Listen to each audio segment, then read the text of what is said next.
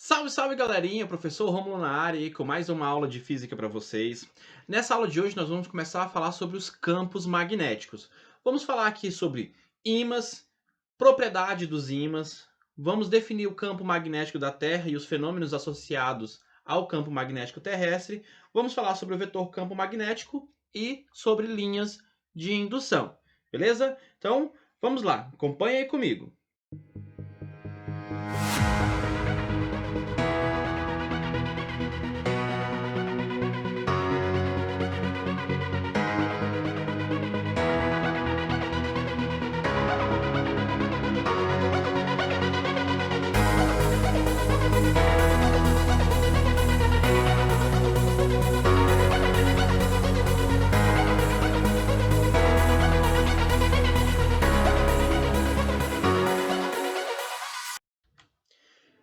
Então, pessoal, para começar a nossa conversa sobre o campo magnético, vamos falar aqui sobre as primeiras observações de fenômenos magnéticos, tá?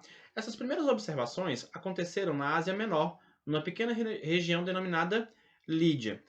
Lá era possível obter ímãs ditos naturais. O que são esses ímãs naturais? Existe diferença entre ímã natural e ímã artificial? Existe, tá?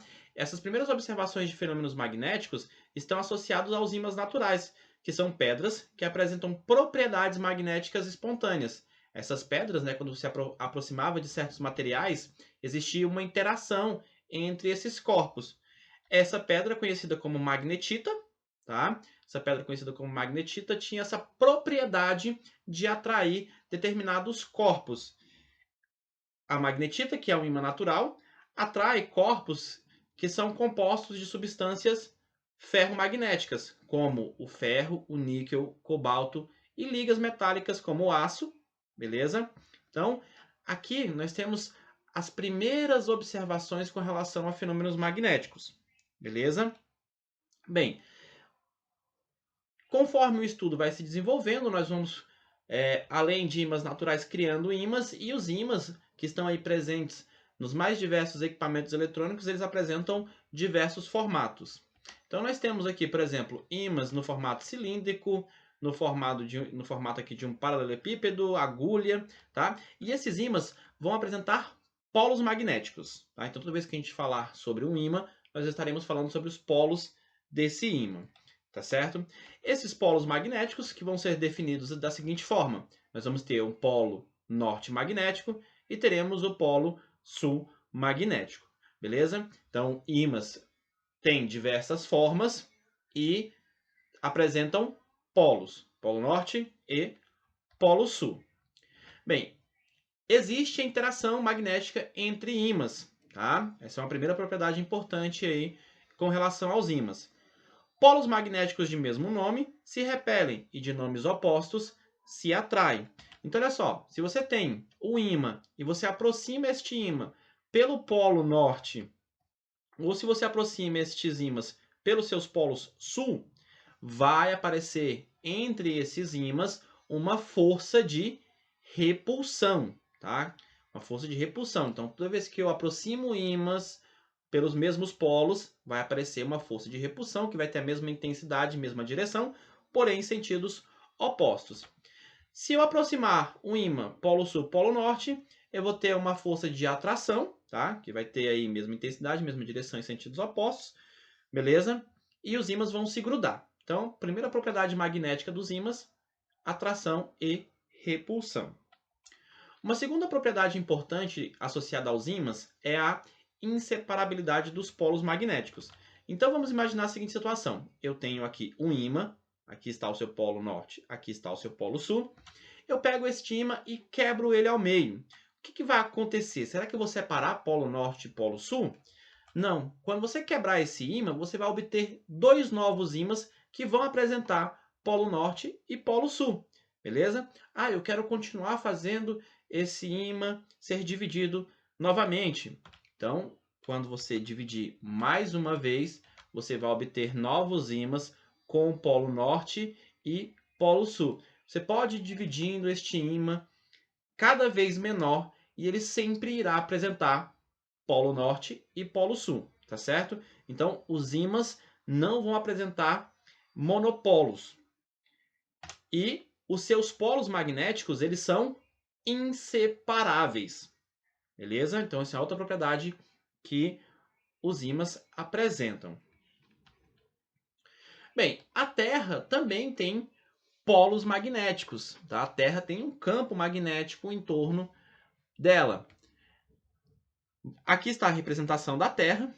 Nós temos um eixo geográfico, que vai separar o polo norte geográfico e o polo sul geográfico. Aqui temos o eixo magnético.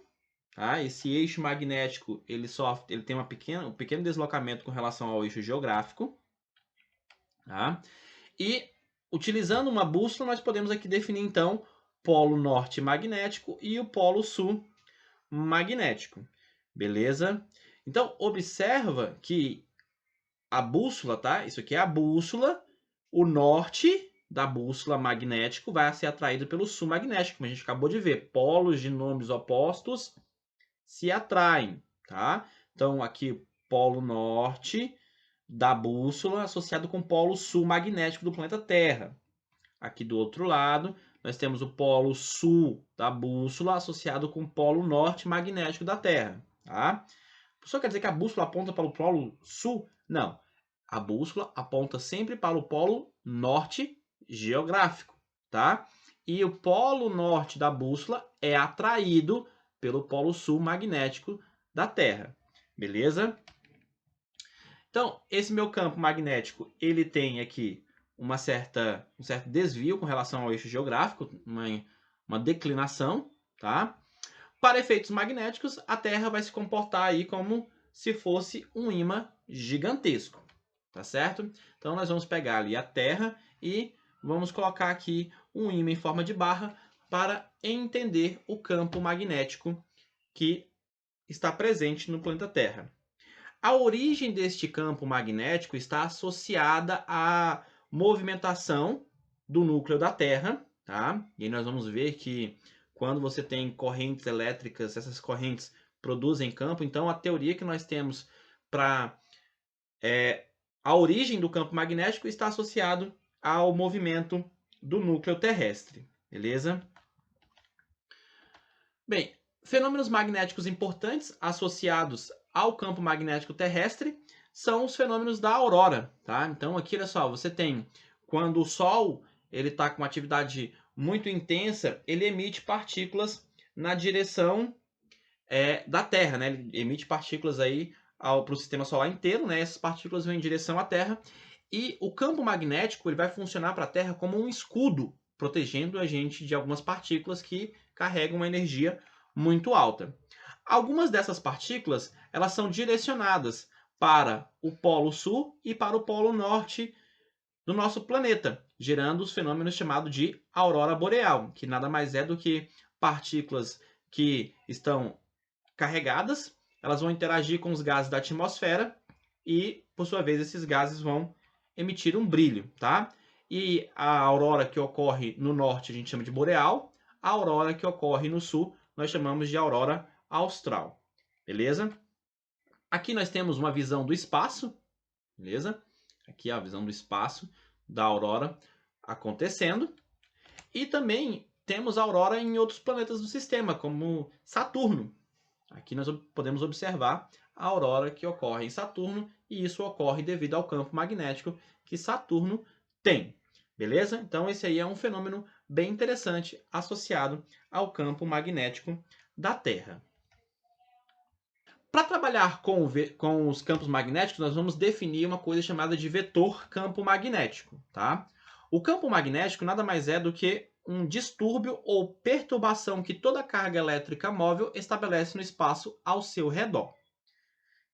Nós já estudamos o campo elétrico, né? Quando eu tinha ali uma carga elétrica em repouso, agora essa carga elétrica está em movimento. E além deste campo elétrico que naturalmente a carga gera, nós teremos agora, devido a este movimento, a aparição de um campo magnético, que é um distúrbio em torno dessa carga elétrica. Tá certo? A cada ponto do espaço onde existe um campo magnético, nós vamos associar um vetor B, tá? Ó, a setinha aqui em cima indicando que se trata de uma grandeza vetorial, e nós vamos chamar isso de vetor campo magnético, tá? E como sendo um vetor, o campo magnético vai ter uma direção. Vamos pegar aqui uma região onde eu tenho um ponto P. Vou colocar uma bússola para que eu consiga entender aí como o campo se comporta naquele ponto, tá? E nós vamos definir a direção, que é essa linha, né? Que a agulha tá aqui, assumindo sobre esse eixo, né? Esse eixo amarelinho aqui. Então, essa é a direção que a agulha está delimitando aqui. Um vetor, ele tem sentido, beleza? E o sentido é indicado pelo norte magnético da agulha da bússola que a gente colocou aqui, beleza? Então, sentido apontando aqui para o norte. E este vetor, ele também vai apresentar aí, né, uma intensidade, um módulo. E aí nós vamos analisar o campo em certas situações. E nós vamos aprender a calcular o módulo do campo de uma espira, do campo de um fio, do campo de um solenoide, beleza? Então, a intensidade, que também é uma característica de um vetor, nós veremos um pouco mais à frente. A unidade no sistema internacional para o campo magnético, nós definimos como 1 Newton por ampere metro, que nós vamos chamar de Tesla, tá? Então, Tesla é a unidade de medida para o campo magnético. Outro conceito que vai aparecer aqui para a gente é o conceito de linhas de indução magnética. O que são essas linhas de indução magnética? São linhas que representam geometricamente o campo magnético. Tá? Essas linhas vão apresentar as seguintes características. Em cada ponto do campo magnético são tangentes ao vetor B, né, que é o vetor campo magnético. Então está aqui o campo magnético gerado por este ímã em forma de barra. Eu vou ter aqui, ó, em cada ponto o campo magnético, né, sendo tangente ao vetor campo magnético. Essas linhas são tangentes aí ao meu vetor.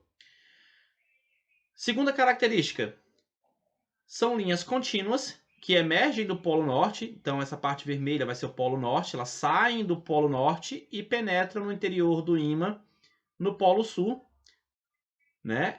Aqui nós vamos dizer que este campo é um campo fechado, né? Porque ele sai do norte e entra no sul, diferente dos campos que nós estudamos para cargas elétricas, né? Terceira característica, onde o campo é mais intenso, as linhas de indução são mais concentradas, beleza? Quarta característica, em uma região onde o campo magnético é uniforme, as linhas de indução são paralelas e igualmente espaçadas. Então aqui a gente tem um campo que não é constante, tá certo? Aqui nós temos esse campo que é constante. Aqui seria entre placas carregadas, tá? Então eu tenho aqui, ó, as linhas igualmente espaçadas, caracterizando um campo constante nessa região central, tá? Aqui nas bordas a gente percebe que este campo não é constante, beleza?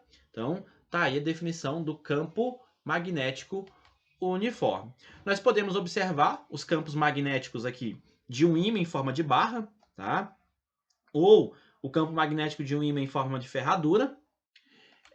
Os campos magnéticos, aqui nós jogamos limalha de ferro, tá? Para interagir com este campo magnético, permitindo que a gente entenda o desenho que se forma aí por conta desse campo magnético, tá? Então, o campo magnético do ímã, ele vai induzir magnetismo em cada partícula de limalha que nós jogamos aqui, e essas partículas de limalha vão se alinhar ao campo magnético, tanto no ímã em forma de barra, quanto no ímã de forma de ferradura. Bem, então era isso aí, pessoal, a nossa aula introdutória para a gente começar a conhecer o campo magnético, tá?